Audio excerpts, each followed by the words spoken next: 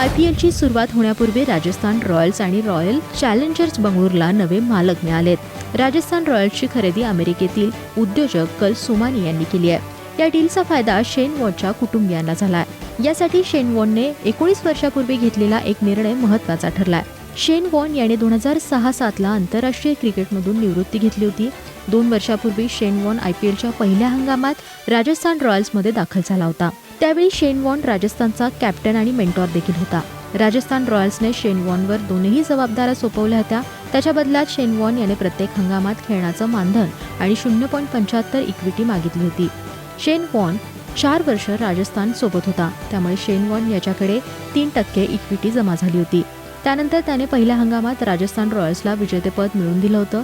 राजस्थान रॉयल्सची कल सोमानी यांच्या संघाने 15,290 कोटी रुपयांना खरेदी केली आहे। यामध्ये शेन वॉनच्या 3% शेअरचं मूल्यमापन केल्यास त्याचं मूल्य 450 ते 460 कोटी रुपये होतं। त्यामुळे IPL मधून सर्वाधिक कमाई करण्याच्या बाबतीत शेन वॉन पहिल्या स्थानावर पोहोचलाय।